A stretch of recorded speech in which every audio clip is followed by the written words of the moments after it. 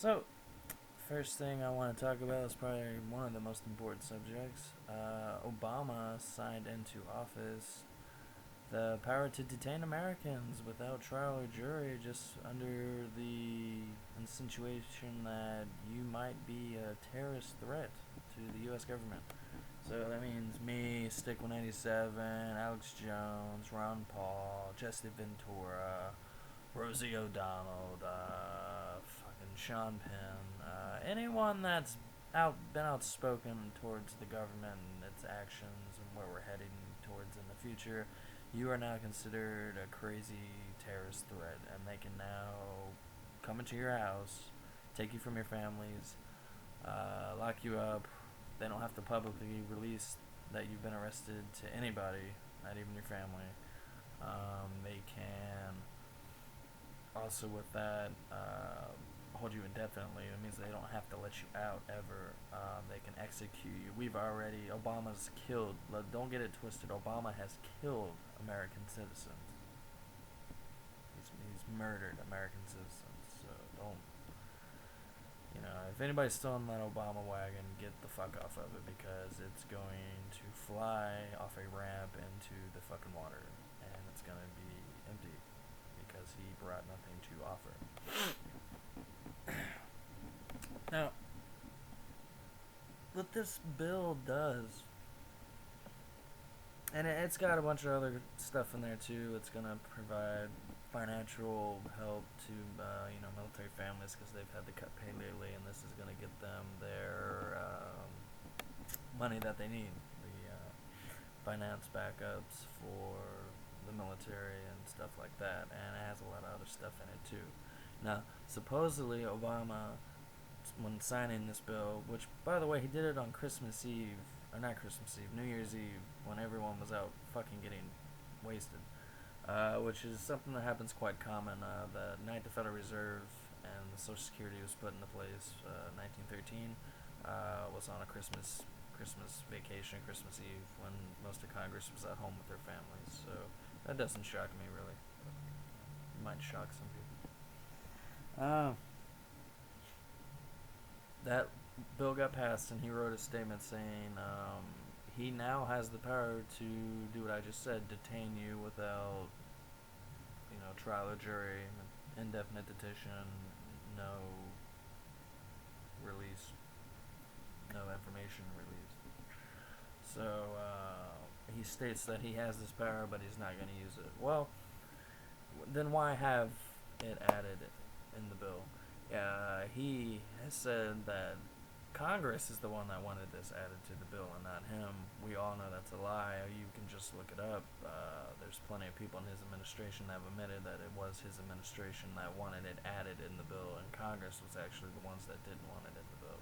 So he's trying to lie and blame it on the Congress. So, and in a way, maybe Congress should be blamed, because they're very blind and kind of useless right now, because they're not doing anything to prevent any of this. Also, at first, if you want to look at Obama's record, he said originally he was going to veto this bill, and then he decides to sign it on New Year's Eve, and then also decides to add a statement that, yeah, he's got these abusive dictatorial powers, but he's not going to use them. Bullshit. Anyone with power abuses it. Anyone with power abuses power. Yeah. That's always been the way, and that's never going to change. I really think Ron Paul is now the front runner for the 2012 race to the presidency. And that's why they're trying so hard to bash him by saying his foreign policy is crazy, when his foreign policy has made more sense than anything I've heard my whole 20 years of existing on this planet, in this country. So that's just a dumb statement that they are trying to say that his foreign policy is crazy. I'll get into that in a second. They're also saying they're trying to really pull the race card. They're trying to say that because his name was on some literature, that because he was the guy on top of that, since he's a human being and made a mistake and overlooked some what could have been interpreted as racist remarks, which I've read them, they don't even seem racist, but I can see how they could be spun off as racist by the mainstream media to try to make him seem like a racist. So I looked into it, and it's not even stuff that's racist. And he has no, it's not his problem, it's not his deal. If someone wrote something and he overlooked it and passed it, that's not necessarily his fault, even though it is a human error. No one's perfect, and we need to all quit trying to claim that we're perfect. Especially you president candidates right now, you're all trying to say you're perfect when you're all the most biggest flip-flopping lying motherfuckers I've ever seen. Except Ron Paul, he's been consistent for 30 years plus straight. So with that track record, if someone's had the same message longer than I've lived, they're probably gonna stick with it. I don't know, maybe that's just me.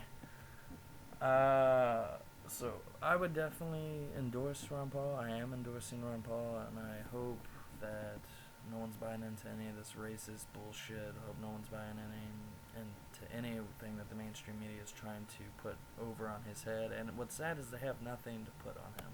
And the stuff that they're trying to put on him to make him look bad is laughable.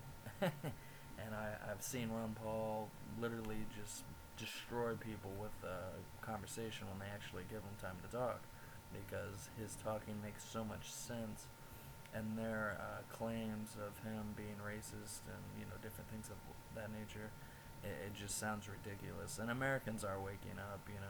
I know so many people that are waking up to the fact that we're being lied to by the mainstream media. I made a statement not too long ago to a friend that it's a shame that the Daily Show and the Colbert Report not only get more views than Fox News on a daily basis, they tell the whole side of the story, whether they're for it or not. They say both sides of the story. Fox News has always been one-sided. CNN has always been one-sided, and they try to convince you that they're all,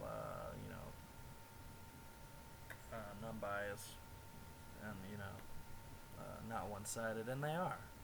They're always one-sided. They don't even give no one a chance now. They just, so this is what we heard. This is what we're gonna tell everyone. Your reaction, and then when they give a reaction, and then it's most of the time Ron Paul says some reactions back that they can't even come back with anything. So they're like, let's just move on to the next question, and it's a laughable situation. It's very laughable. And other news, give me a second.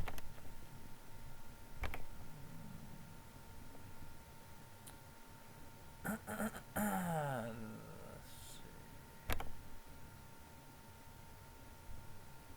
Yeah, the Iowa is it a straw poll or a caucus? The Iowa thing going down on Tuesday.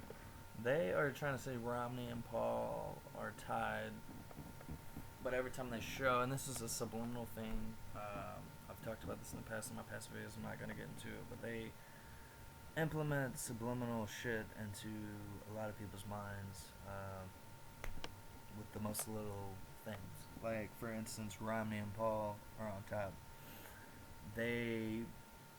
Every time they show their polls, they have Romney on top, and then Paul on second top, even though they're both tied. But Romney's, for some reason, just deserves that top spot. Stuff like that, it's ridiculous. I've talked to people in different government buildings, like DHS buildings, Facebook, and I support Ron Paul, and it's like, they're like, but his foreign policy is crazy. He wants to let Iraq get a nuke. Okay, first of all, people, please don't tell me you believe any of that shit that you're hearing on the TV right now. Okay, if anything, we're going to provoke Iran. We're going to provoke them to the point where they protect their people and their land, which they have a right to fucking do. They have a right to do that. So, it's just ridiculous. We're going to provoke them to try to trigger World War III because we are bankrupt, and this is the only way out of it. We have to start a world war, and this is all scientifically coordinated. This is all a more than 50-year plan that's being put into process right now, and they are now able and capable and financially able, military able to do this. And what they're going to do is basically depopulate the earth and convert us this free American society into the rest of the communist world, into a communist one world government. We have too much freedoms in this country. That's why they're trying to take away our freedoms little by little by little by little. There was a lady's baby, African American's baby, was killed in New Orleans. So they decide they're going to bring in the National Guard to take care of this. Ridiculous. You don't need the fucking National Guard to police on American soil. Look, I'm sorry, New Orleans is not that bad. No offense from anyone that's from New Orleans. I'm not knocking your fucking city, but your city is not that fucking bad. There isn't a city in this fucking country that is that bad. I don't care where it's at. Detroit, LA, Oakland, whatever. I'm fucking live in Tulsa, and I see a lot of fucking crime here, but I don't go around saying, oh, we're the fucking worst state in the country. Come on. Wake up, people. It's bad everywhere. It's not just bad in your hometown. And if that's justifiable to bring in the National Guard, just imagine what they're going to do to the rest of the country. I mean, these peaceful protests that keep going on, they're just waiting for someone to hit a cop so they can justify bringing in all these fucking laws and shit in the place that they want to bring into place. And, to be honest, there isn't really no stopping it. This is gonna happen. This is something prophesized in the Bible, whether you believe it or not. Someone wrote that and created that 2,000 years ago. Someone believes that in those prophecies. So if it says a new world order is gonna occur, even if it's not coming straight from the Word of God, even though I believe it does, they believe it does. They maybe are the ones that are trying to make it happen. I mean, it's really that crazy. So, I kind of just wanted to talk about those few things. I can't talk as much as I want because I can only make 15-minute videos on here. I'll try to make more as soon as I can. Thank you for listening, and I appreciate y'all's views. Appreciate it. God bless and Happy New Year.